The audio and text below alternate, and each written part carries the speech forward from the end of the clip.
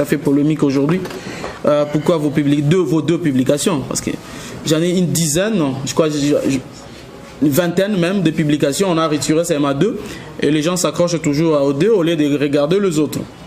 De regarder les autres publications. Comme quoi les corbeaux n'est ni blanc ni noir. Mais pourquoi s'intéresser seulement les corbeaux et noirs? On a avancé nos hypothèses scientifiques. Aujourd'hui, il n'y a aucune contradiction en fait. Il n'y a aucune contradiction. Personne ne nous contredit sur le plan scientifique. Il n'y a que la science qui peut détruire une autre science. Nous aimerions aujourd'hui que les gens nous proposent une autre science et que les gens nous proposent autre théorie, autre hypothèse que celle que nous avions émise. Voilà les grands problèmes. Covid est arrivé.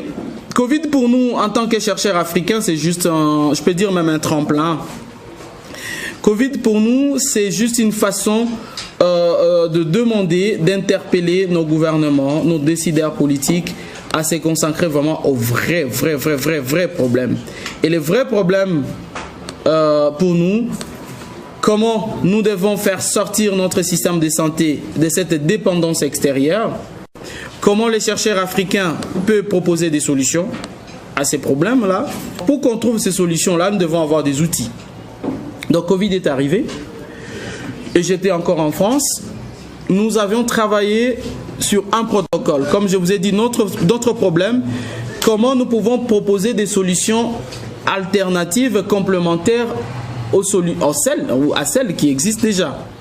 Entre autres, les vaccins, les traitements, la chimiothérapie. Mais on se disait à l'époque, je crois que c'est tout le monde qui a prédit l'hécatombe en Afrique. Même nous, hein.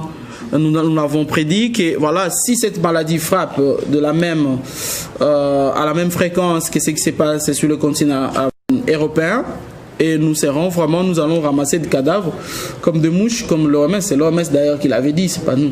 Il y a les continents africains qui s'en sort un peu bien, parce que jusque là on n'a pas encore fini le corona est toujours là.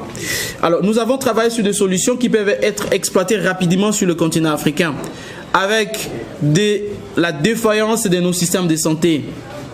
Nous avons des systèmes de santé qui sont fragiles, défaillants. Donc il fallait trouver des solutions complémentaires.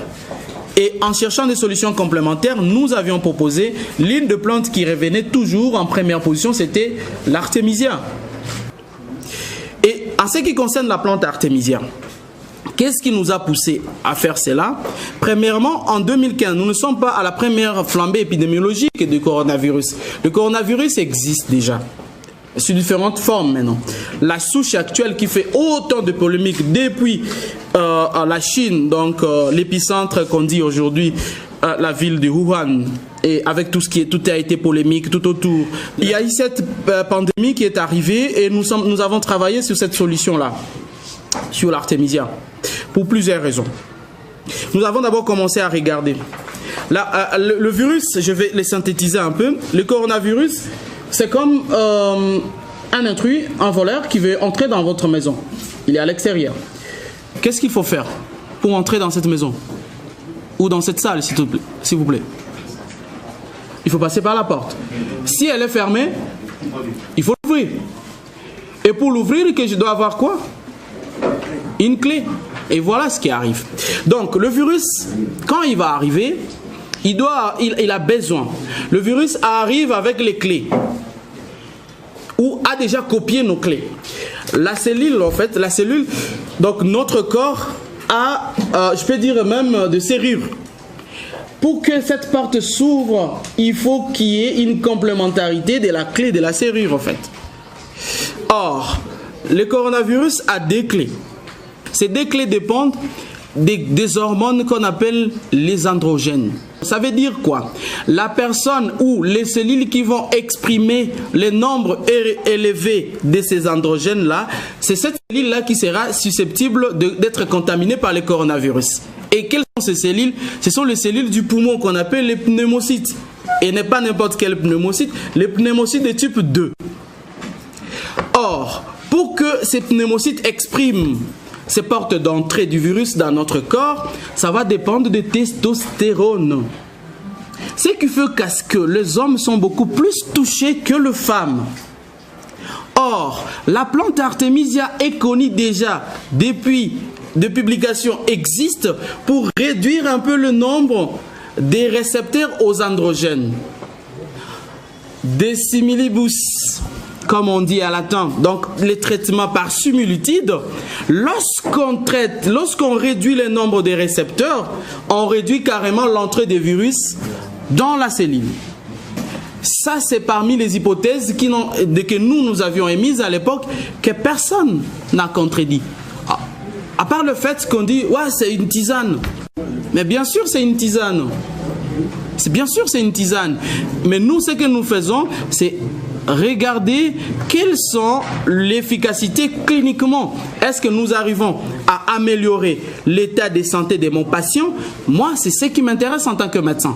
Je prêtais serment pour d'abord soulager mon patient.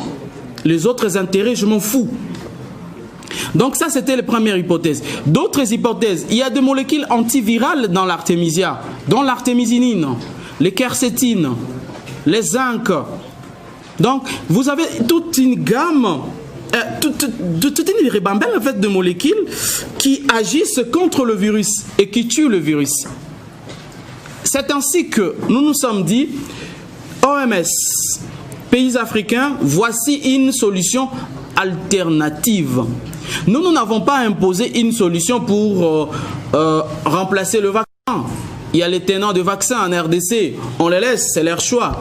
La vie, elle est faite de choix. Notre choix à nous, c'est de chercher sur le continent africain quelles sont les solutions qui peuvent être utilisées, exploitables chez nous, au lieu que nous puissions tout importer.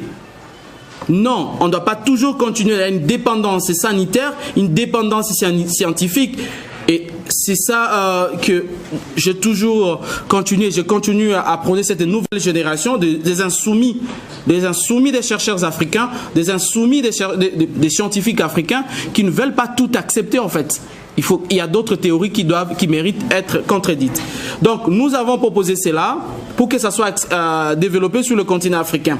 Et parmi les pays, et donc, aujourd'hui quand même, après plusieurs entretiens avec lui, je peux le dire, vous pouvez demander au prix Nobel, Dr Mukwege, qui avait proposé une solution africaine à l'équipe de riposte quand il était encore le responsable de l'équipe de riposte du site Kivu. Nous l'avons écrit email, il avait répondu à l'époque, il avait envoyé la solution dans la commission scientifique.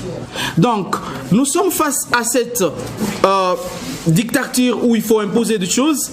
Et de l'autre côté, il y a des grandes organisations internationales qui, bien sûr, sont là pour réguler un peu certaines situations, mais elles ne seront pas toujours là pour que nous puissions venir téter à leur mamelon. Non, pas toujours.